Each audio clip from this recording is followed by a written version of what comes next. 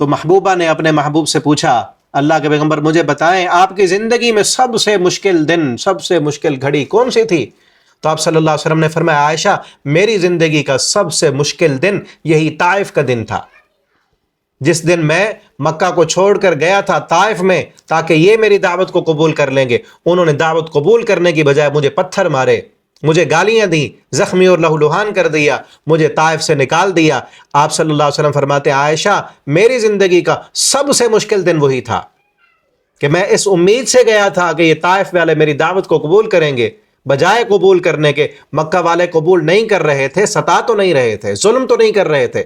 ان طائف والوں نے دعوت کو ٹھکرا بھی دیا اور شریر لڑکوں کو پیچھے لگا کر مجھے زخمی اور لہولہان کر دیا۔ آپ صلی اللہ علیہ وسلم فرماتے ہیں عائشہ میری زندگی کا سب سے مشکل دن بھی یہی تھا اور میری زندگی کا سب سے بڑا خوشی والا دن بھی یہی تھا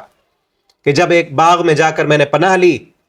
اس باغ کا مالی وہ غلام جو عیسائی تھا وہ آیا، اس نے کہا یہ بسم اللہ تم کیوں پڑھ رہے ہو؟ تو مجھے پتا چلا کہ وہ عیسائی ہے،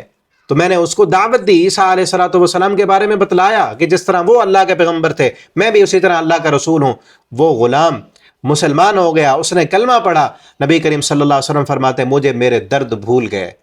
جب وہ ایک غلام مسلمان ہو گیا، اس نے کلمہ پڑھ لیا کہ اب وہ جہنم سے بچ کر جنت کا راہی بن گیا ہے۔ آپ صلی اللہ علیہ وسلم فرماتے ہیں عائشہ مجھے میرے زخم بھول گئے تھے، مجھے درد بھول گئے تھے، وہ سارے سفر کی تھکاوٹ میری ختم ہو چکی تھی۔ میں نے اللہ کا شکر ادا کیا کہ پوری وادی میں سارا دن مارے کھانے کے بعد ایک بندہ بھی مسلمان نہیں ہوا۔ آج اس ایک بندے نے تو کلمہ پڑھ لیا ہے نا،